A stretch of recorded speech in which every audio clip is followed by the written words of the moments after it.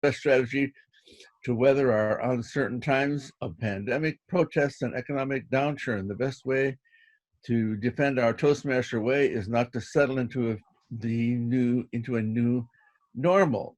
As a high school, college, and semi-pro football coach for over 20 years, David Flores, DTM, articulates why being on the offense is not only our best bet to keeping our Toastmasters alive, but also to build and thrive. David Flores is the outgoing District 100 Director, District 100 Speakers Bureau, QS, and the team sports enthusiast. Oh, that's sad right now, isn't it? As team sports enthusiast, in his speech, he will share with you, will be voice against the new normal. My personal comment, though, is I specifically requested David, and I'm so glad he said yes to that. Hopefully he may be a QS someday in our district.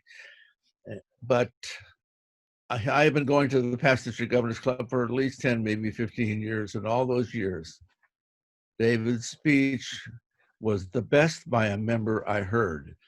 And I don't know how much of that will be what he says today, but he very much impressed me as a leader and as a Toastmaster. Our first speaker, David Flores. Let's hear it for David.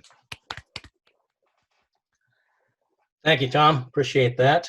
I'm check that everybody can hear me okay. So I'm assuming we're good to go. Well, again, welcome everybody. It's been my pleasure to be here. I'm glad that Tom invited me. And we talked about the certain conditions we're in, but I want to emphasize this. I am the outgoing district director for District 100, and I've been a district director for 1 year. Now, I'm not going to tell you or even profess to be able to tell you how to have a successful district. With 1 year's experience, I don't know if anybody has that ability. Think about it in this sense. If you go to the hospital and you're going to have surgery and you've got 10 doctors there, each with 1 year's worth of experience, they may claim there's 10 years of experience, but there's only 1 year apiece. So you got to be worried about when people say, oh, I did it this year, I did this year. Every year is different, no matter what it is. So unfortunately, with Toastmasters program, we get 1 year only. But that's good because that means we give opportunities for a lot more people to be able to take the roles and work in a leadership position. And it doesn't matter whether it's District 100 or any other kind of business or any endeavor you have, you still want to be able to know how to best approach things. My background and my experience, I'm going to draw from that and kind of share what I learned and give you some insight. I have a prolific idea of sports. I've loved sports. I played sports in junior high and high school. And I was really actually very fortunate. I was fortunate to have gotten into a program that was well known here in Southern California and even a high standard program, which all the other schools in the area were trying to mimic. It was a very successful program. When I went into junior high school, the program there was finishing their 7th year of total undefeated seasons, never having lost a single game in 7 years. That particular school, junior high school, fit into the high school, which was another successful program. It's always in the CIF playoffs. It's always a competitor in the end. So what I've learned over those 5 years and then proceeded to apply those same philosophies in coaching myself is what helped me develop an idea of what it takes to be successful, and no matter what you try to do, what endeavor it is. And the thing I learned more than anything else as an athlete in those programs was obviously discipline, hard work, dedication, and the idea of being part of a legacy with great traditions. And those things, those 3 items, those 5 items are what really make any program successful. And it's always got to be something you proceed to want to do on a continual basis. Being successful 1 year and not the next, or even every other year and not the next, is not really building a successful program or a legacy of success. That is just hit and miss and being lucky at times and non-lucky at others possibly. So what I want to share with you today is the idea of what it takes and what I feel you want to be when you're looking at running a program, even as a district director or any kind of officer. Obviously, you want to be on offense. You want to be the person who's taking control, trying to put points on the board. You don't want to be standing there watching what happens to you. You want to take it to the opponent. In this particular case, in Toastmasters, we don't have any opponents. We have ourselves. Our only challenge is to beat ourselves. It doesn't matter what other districts do. If they win a distinguished level, doesn't mean you can't win a distinguished level. Or in regular sports, if you don't beat your opponent, you're out of the game. You can't be successful after that. So that's the big difference now. So when I say that, we want to concentrate on being able to be successful on a continually going basis. And that's by laying down groundwork. Groundwork I see is obviously what we call the new normal.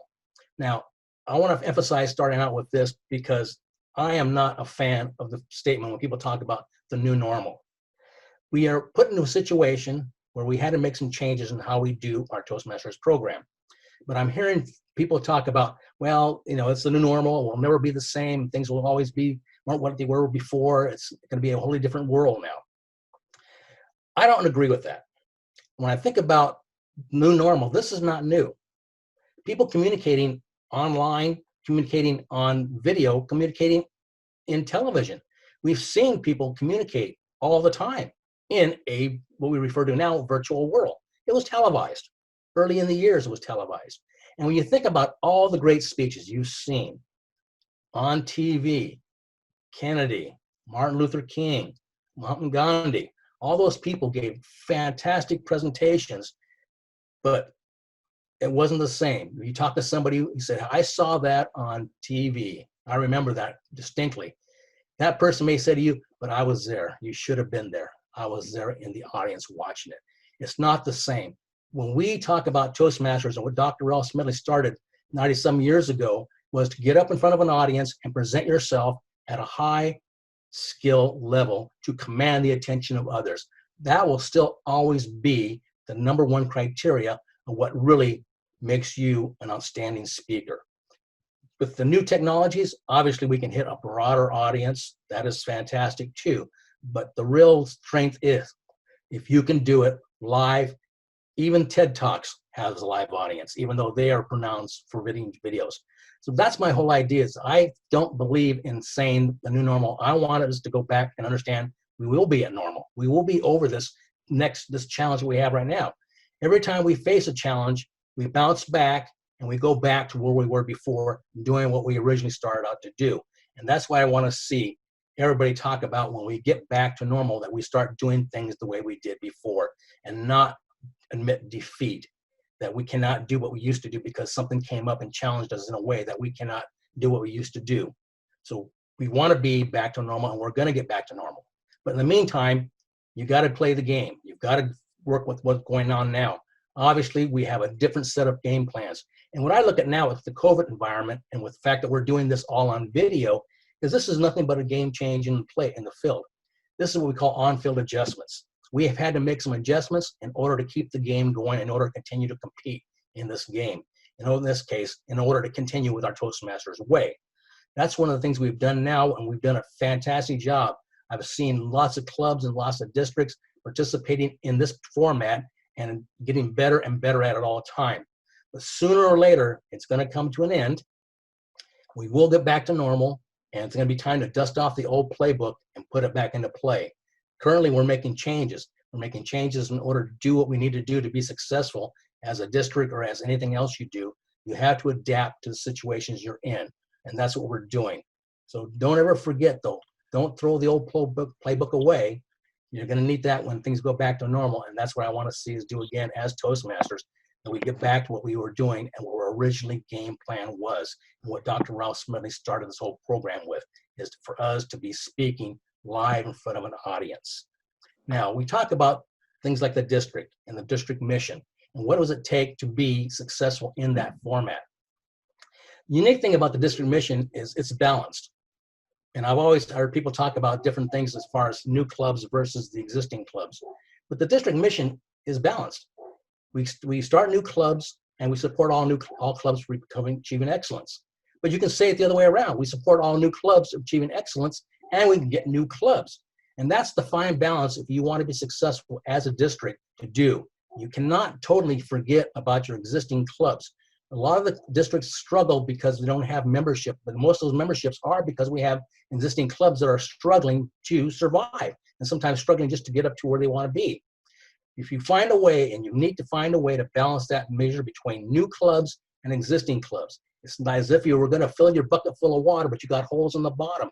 you're not going to get ahead. You're not going to succeed because you're going to be fighting that same struggle year in and year out. So you want to build a program that continually builds and adds new clubs, but at the same time, you want to support those existing clubs. It's no different than if I were to say to my juniors and seniors, you guys have been here for 4 years, you can do it on your own. I'm going to concentrate on my sophomores and freshmen and let you guys do your own thing. No, we've got to support everybody the same. We've got to balance that format, new clubs and existing clubs. When you do that, I think you'll find that your total program will excel itself. Now, as part of that program, any team that you belong to, whether it's a district or any other team program you're in, you want your membership to be engaged. You've got to have a large net. You've got to reach out to all your members, all your players. They got to feel like they're part of that team, not just a few people who are running the district or are district leaders and who are there to support the district through that format.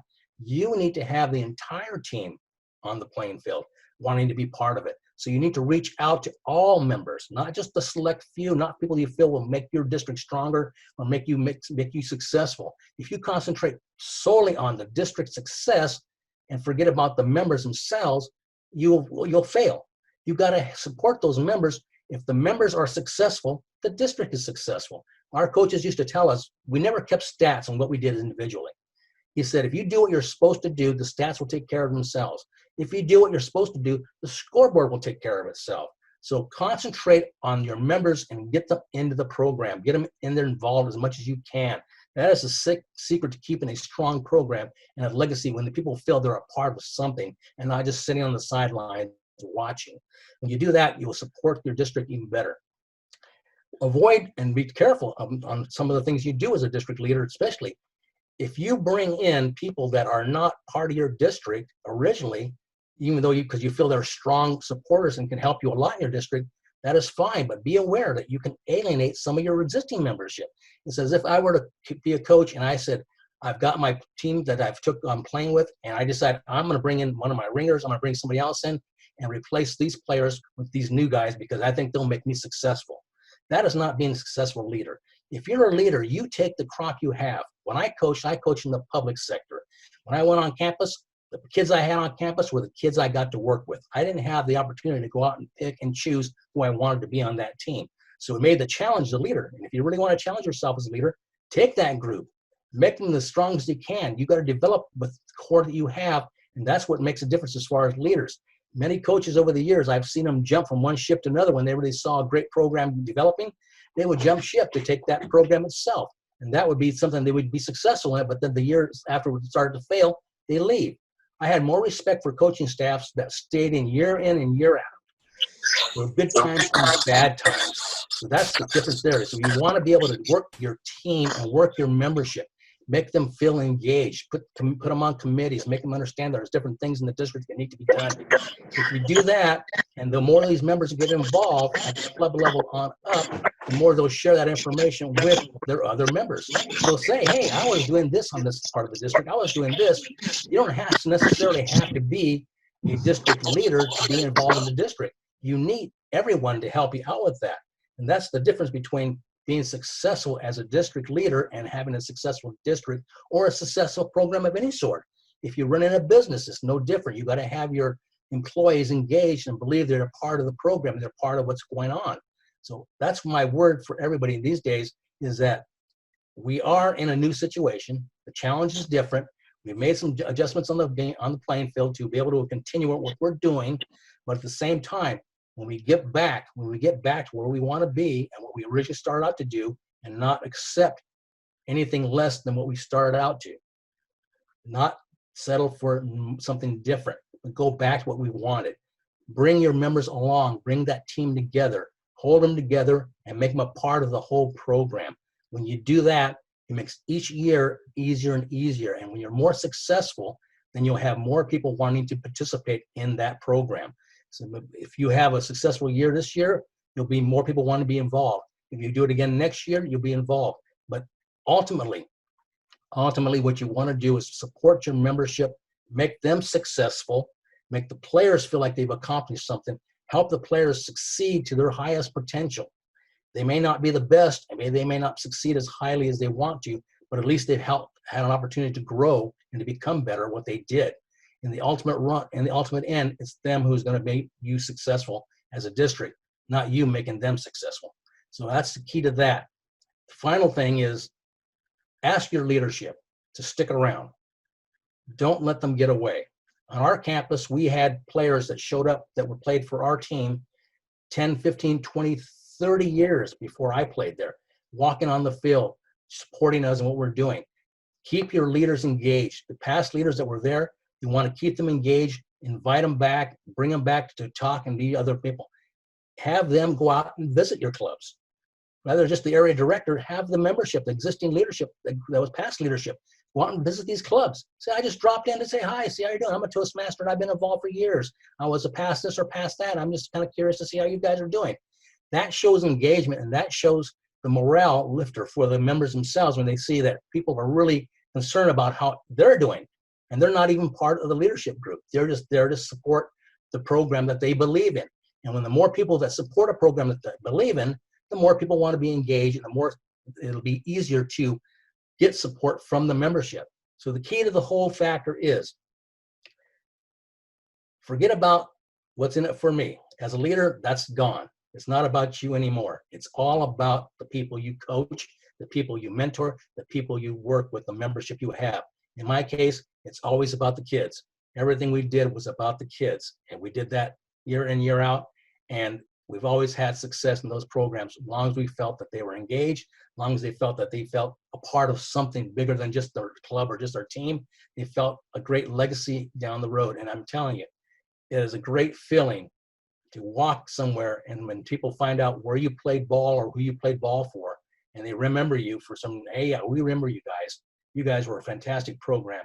It really enlightens you and makes you feel great. And that's what I feel everybody should have an opportunity to do.